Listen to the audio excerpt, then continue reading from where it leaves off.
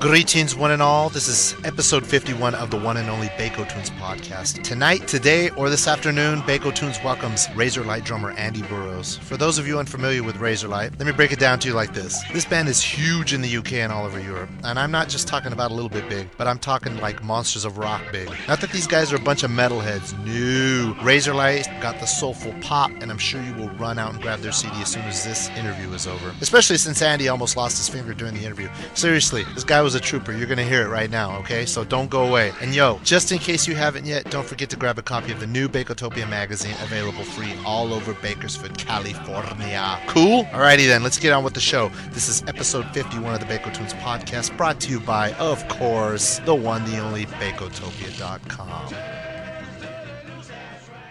Andy Burrows, you are the drummer for Razorlight. Yeah. Are you the official spokesperson for the band, or does the band take turns with doing interviews and media? I guess we sort of take turns. Johnny, our frontman, is the spokesperson. I do seem to end up doing quite a lot, but I'm happy with that. How's the tour going at the moment? It's going brilliant. Yeah, we just played San Francisco last night. It was absolutely brilliant. It's really, really good. And we did the New York show and the Boston show and Chicago and Minneapolis, and going LA tomorrow night. And we've got quite an exciting show down in Mexico, which is going to be a good laugh. Yeah, is it the first time you've ever been to Mexico? Yeah, I mean, it's quite a big show, considering we've never ever done anything there, ever. Going down to Spain with sort of 3,000 people. Now, do you enjoy visiting the U.S.? Because I know, I was looking at your guys' tour schedule, and I know you guys do a lot of stuff, and of course in the UK and Europe and all that, but do you enjoy coming over to the U.S.? Oh, absolutely. Absolutely. I mean, it's just fantastic. Ow, fuck, open the door, open the fucking door, open the door, open the fucking door. Shit. God's sake. Sorry, mate. Sorry. It's okay. I'm very sorry about the language. Someone dropped my hand in the door. Oh, shoot. No, I mean, it's fantastic. I mean, New York is a favourite of ours, and LA is always wonderful to come and sort of bask in the sunshine. It kind of keeps us on our toes coming over and playing smaller venues than the ones that we're used to. You guys still feel like you guys are still being discovered here in the States, as opposed to playing these big stadium shows that you guys play in the UK, huh? Yeah, I mean, personally, I really like that we get to do that.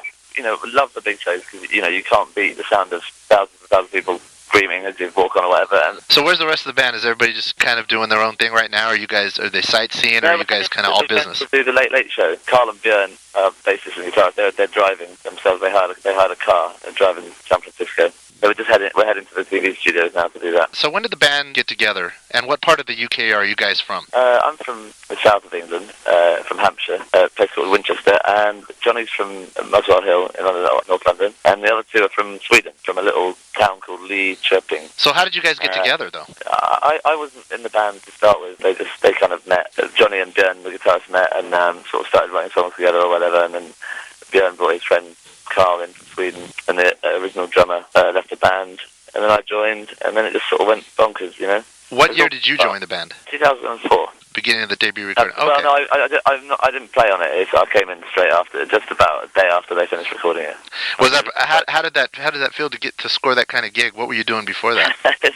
Yeah, no, it was pretty special. It was kind of it was kind of dreamlike, cocking around in bands, getting nowhere for a good sort of 6 or 7 years, so it was a very welcome. And then going to stadiums, playing Live Aid, Live Aid and all this.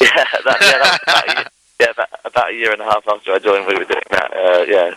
That was a phenomenal day. That was just staggering. The band's managed to strike up some pretty strong associations with classic bands like legends like U2, The Who, and Queen. How does that make you feel to be admired by those rock legends? Because I know that they've said a lot of good things about you guys. Inviting you to open that for tours. How does that make you feel? Well, it's a huge privilege, a massive honour, and we always enjoy it. And at the same time, we love the idea of getting up there and giving it our all. It's amazing. It's the kind of thing that as a kid, I didn't really sort of ever think we'd get to fly in a jet with U2. It's odd. It's really odd, but it was a huge honour to open up for those two bands, for the Stones and for U2. That really was really very special. And yeah, Bono's been very sort of supportive of us. So yeah, no, it's great. It feels wonderful to be in that position. The 2004 debut caused quite a stir overseas, and you became an instant hit in the UK. But how has it been trying to reach the rest of the world, especially now with your latest, the self-titled release? Well, I mean, it's been really. I mean, we've had an amazing time in Europe. I mean, like we didn't have on the first record. It's just gone totally. It's just gone off the scale over there. It's brilliant. So we've been doing a hell of a lot more sort of international travelling on this record. Mm-hmm. Obviously the States. It's always a big touring battle. We're just going to keep on going at it and just looking straight ahead. Absolutely. No, but I mean, generally it's been an unbelievable response. And the four of us are really proud of the record, and it's just total joy going around the world playing it. We're lucky that we've had the opportunity to do a lot more travelling on this record and play to a lot more people around the world. It's great. The name Motown in your record label, because it's Universal Motown, it obviously brings up memories of classic soul with the name Motown. Does it feel intimidating to be on a roster with the Motown name, with such a rich history of hit makers? To be honest with you, don't really think about that much. You just end up freaking yourself out with things like that. Obviously, it's a privilege. Yeah. Oh, I noticed that like some of the songs on the new CD, they have kind of that Motown flavor, especially like with the beats. The drum beat style. I mean, did you plan on giving it a kind of similar sound with the songs, or were you looking for that Motown sound? Yeah, I think it just kind of happened. That kind of thing was just inbuilt in me anyway. Those kind of those kind of rhythms, just kind of classic anyway, isn't it? It's probably listening to Far Too Much Jackson 5 or something like that. I don't know. Kind of got the Funk Brothers influence right there in the drum. Absolutely, the tambourine. Yeah, the song America, which is a great song, it's getting a lot of notice for its lyrical content, and like you were talking about Bono. Bono said some great things like this song should be played on the radio right now. I mean, what does that song mean to the band? Well, I think it probably means different things to everyone, to be honest with you. It's not got like one message that it's trying to convey, or that you'd have to ask Johnny. For me, it's just a beautiful song, and and it can be interpreted it's a love song, and it's a political song, and it's a whatever. Who are some of the band's influences? Probably stuff like The Who and The Police and The Clash, Talking Head. Obviously, the Beatles are always songwriting-wise are a huge influence. And then Carl and Björn have got some, Carl's sort of just Swedish punk, and all like a bit of Michael Jackson, a bit of Prince, all that stuff from classic sort of British rock bands, and it's kind of across the board, really, to be honest with you. Who do you think has influenced you the most? Well, probably Michael Jackson. But for the band, I mean, collectively, it's impossible to say because everyone's got different tastes in music. Mm-hmm. I don't know. John Bonham and Michael Jackson. Your frontman Johnny Burrell has he said some things about some of your peers in the press, most notably like Arctic Monkeys and the Kooks. Does the rest of the band feel comfortable when he kind of pokes fun at other bands, or do you kind of let him make a splash as he wants, like just let Johnny be Johnny? Well, I mean, for a start, usually it's kind of tongue in cheek, and I to be honest with you, I find it quite amusing. It's not my thing. It's not the way I'd go about doing things. To be honest with you, most of the time it's completely blown up anyway. It might have been like a little passing comment that just gets kind of totally snowballs into something that it never was.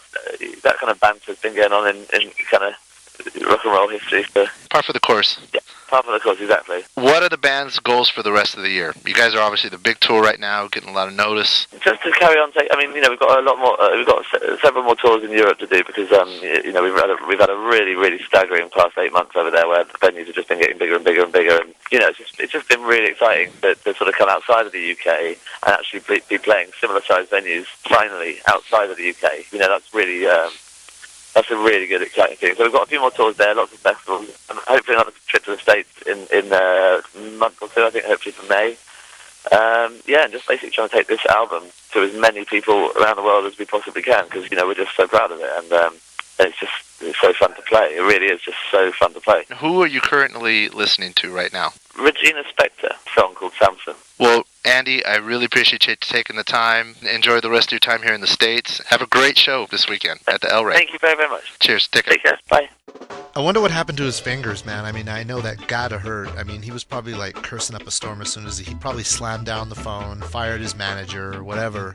But anyway, hey, cheers to you, Andy Burrows, for being on the Bakotunes podcast. Now, since you were such a trooper, Andy, we're going to play a song so that everyone will run out and buy your CD, and you'll be packing in stadiums right over here in the U.S. sooner than you know it. All right, here's a song by Razorlight, and this is off of their latest self-titled CD release. This is Who Needs Love.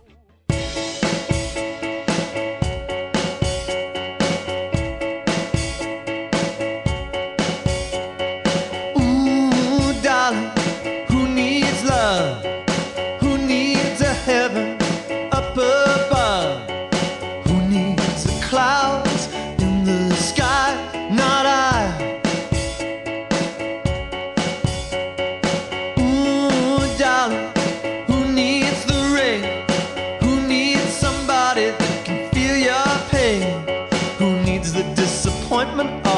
telephone call.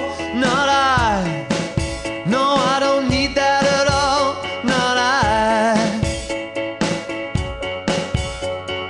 I'm tired of love, yeah.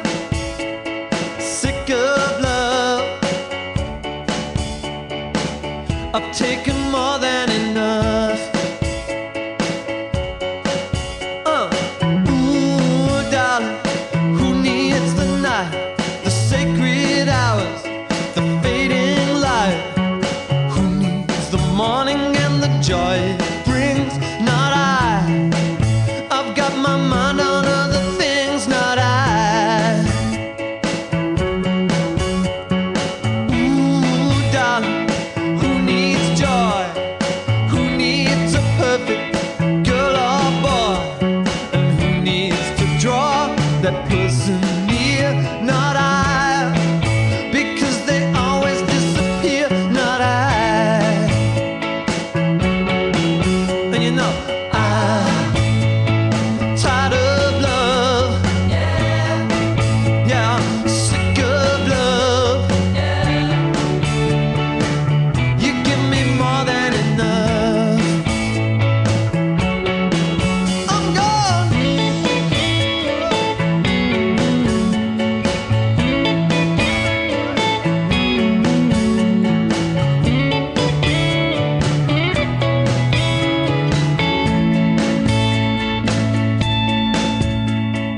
Ooh, darling, who needs love? Who needs a heaven up above? Who needs all the arguments? Who needs to be right? Not I. But I just can't give up without a fight. Not I. No, I just can't give up without a fight. Not I. Come on, Andy. No, I just can't give up without a fight. Not I. No, no, no, not I. Oh, no, no, not I.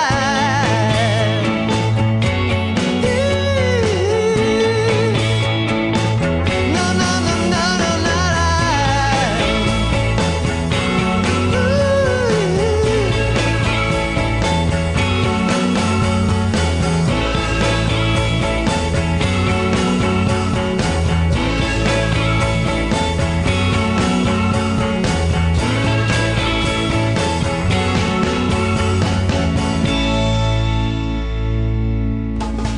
Don't forget to tune in next week for another exciting episode of Bakotunes Radio, brought to you by Bakotopia.com.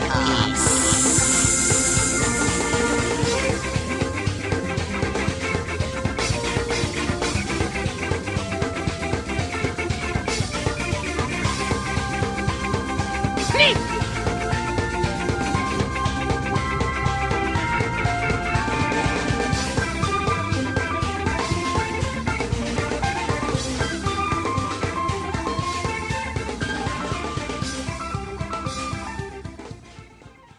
Now go away or I shall taunt you a second time.